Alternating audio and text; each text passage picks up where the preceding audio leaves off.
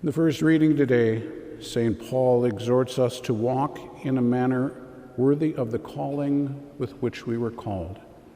And then later he speaks again about this calling, and he says that we are to maintain the unity of the Spirit and the bond of peace, one body and one Spirit, even as you were called in the hope of your calling. So what exactly does that mean? Well, the hope of the calling obviously is heaven. It is looking forward to where we are going to be spending eternity. But in the meantime, it is a call to be, in the most generic sense, Christian, most specifically to be Catholic.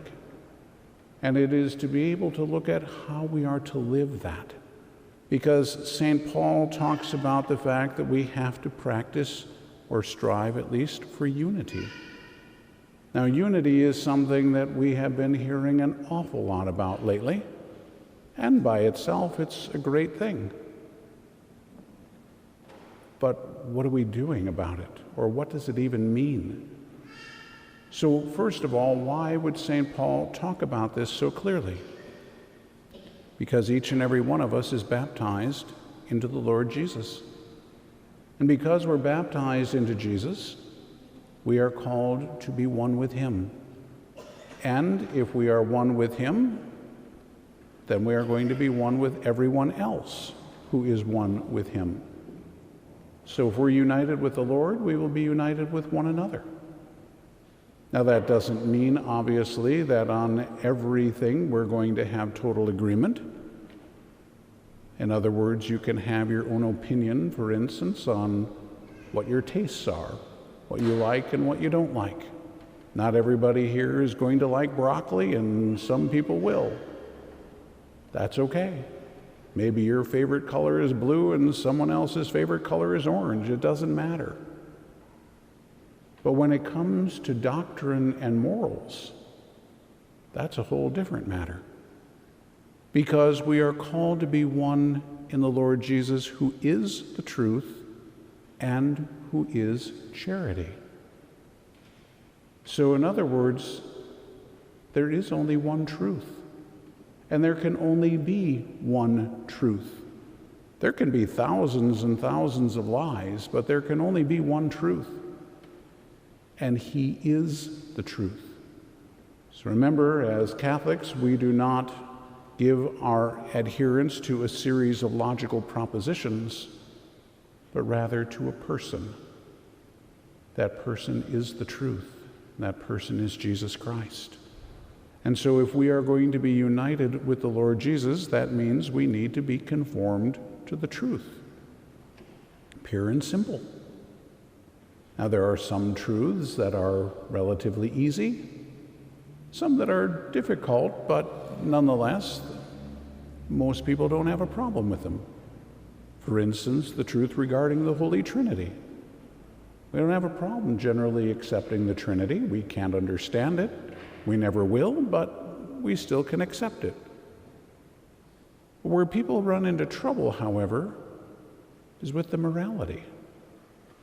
And that's the other part of it, that we are to be one in love, in charity. You might think, what's that have to do with morality? Morality is about our relationships with God and with others. And so, in other words, it's putting the truth into practice. It's how we treat other people. And first of all, how we treat God. How we relate in that relationship with the Lord and with others. This becomes the critical point because it's the place where most people get tripped up.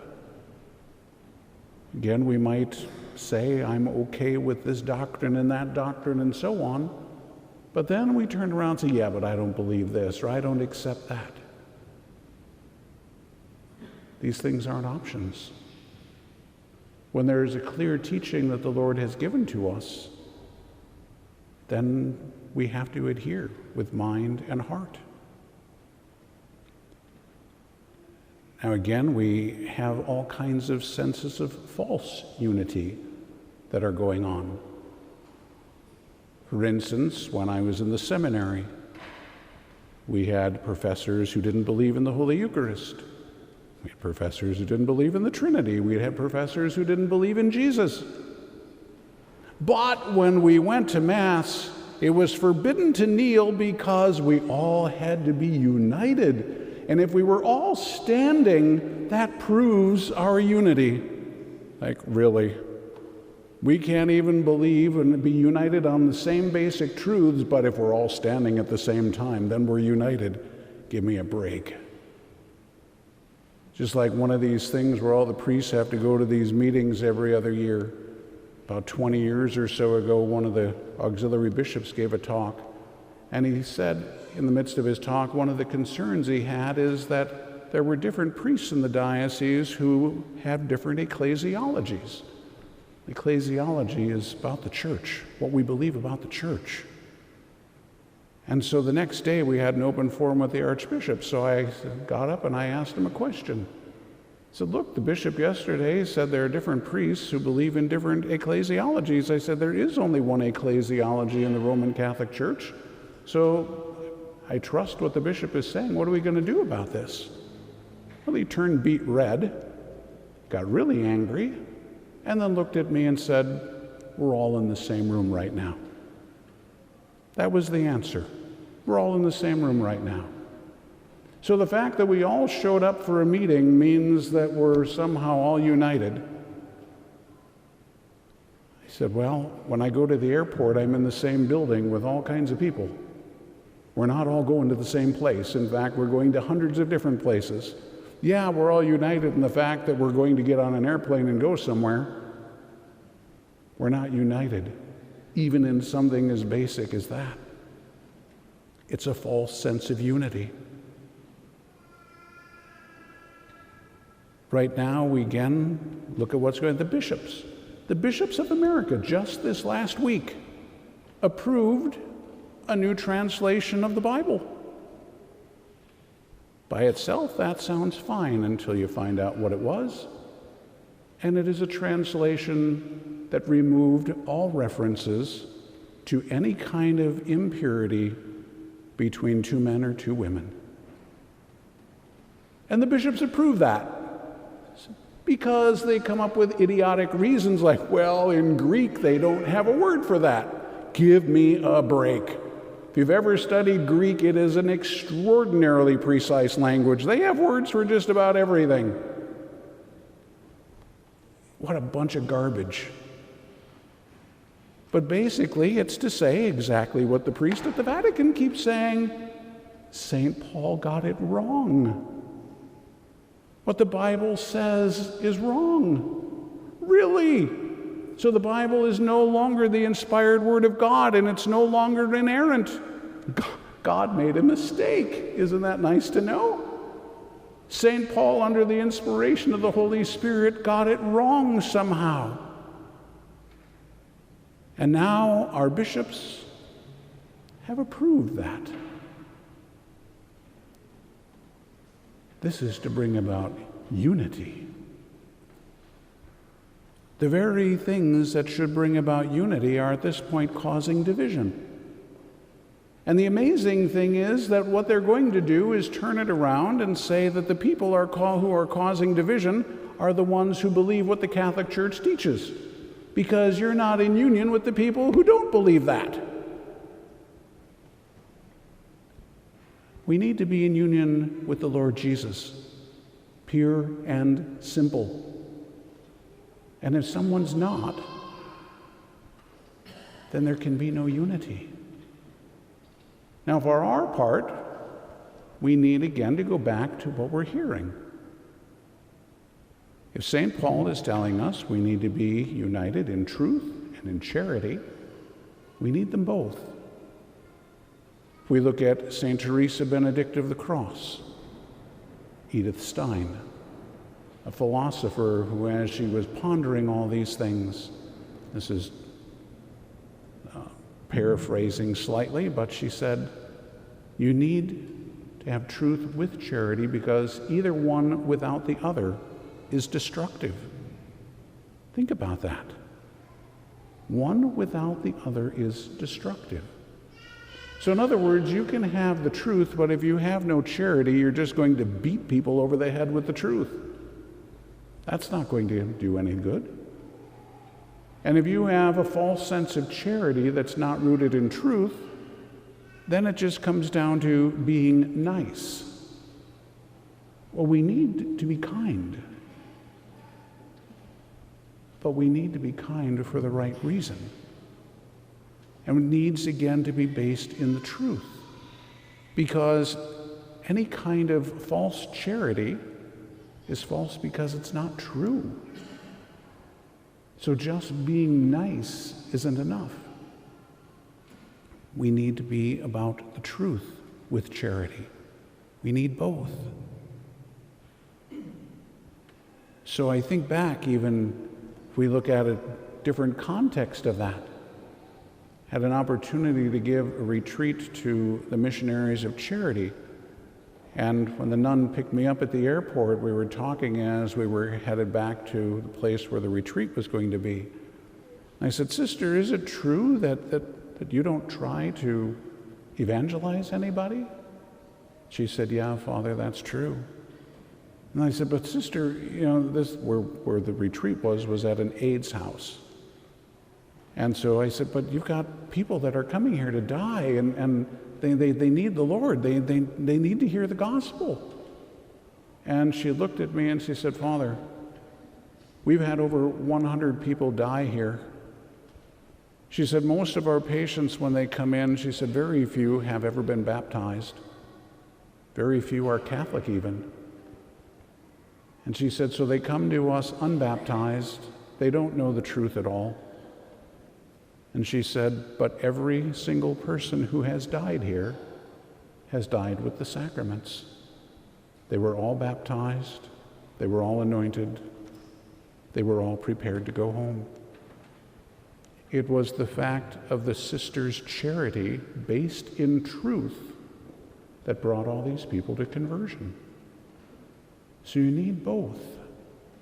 They didn't try to speak to anybody about it.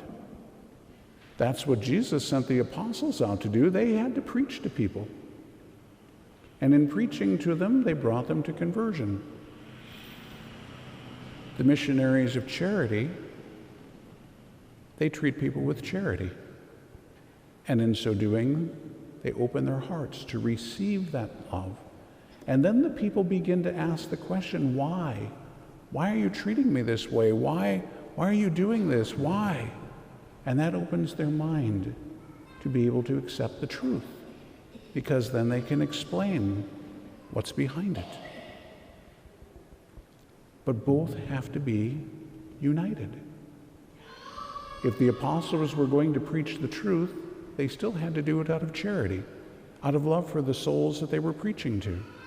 If the Missionaries of Charity are going to be charitable to these people, it has to be rooted in truth. And it is. So we need to reject any kind of falsehood, whether that's somebody who is speaking something against the truth, or whether that's somebody who is failing in true charity. These days, what's happening, you listen to the politicians, you listen to the TV, you listen to the advertisers, it's all emotional. They try to suck you in emotionally to accept something that is not true. Because, well, it wouldn't be very nice if we did this, would it? Wouldn't you want somebody, if you were in this kind of situation, how would you like to be treated? And then they pull at the heartstrings and we say, "Oh yeah, that's not very nice." Nowhere did Jesus say you have to be nice. We have to be charitable. Charity is not accepting falsehood. Charity is not accepting sin. Charity must be truth. That's what we have to be about. And so when St. Paul is calling us to this, reminding us of our vocation, our call, we are indeed to be united. united in Jesus Christ. The church is the mystical person of Jesus Christ. So we must be united in the fullness of the truth. We must be united in the church. We must be united with one another in truth and in charity. Anything less is a false sense of unity. So we can talk out of both sides of our mouth all that we want, but it doesn't work. It never has. Hypocrisy is a total failure. But we need to maintain the truth. We need to maintain it with charity, always, because one without the other is destructive. Both together are going to be edifying. It will open the hearts and it will open the minds of the people to be able to accept, to receive the truth. So this is not possible, by the way, without prayer. You can study the catechism, and we need to, and you can learn and you can fill your mind with truth. But in order to have your heart filled with love, you must be united with Jesus. So study. We are living among the least catechized generation in history. And it's not just this one, because the one before it was the least catechized before that, and the one before that was the least catechized before that. So we're living in a bad situation. We need to know the truth. We need to learn the truth. So study and learn. But seek union with Jesus, because he is the truth and because he is charity itself. And prayer will conform us to Christ.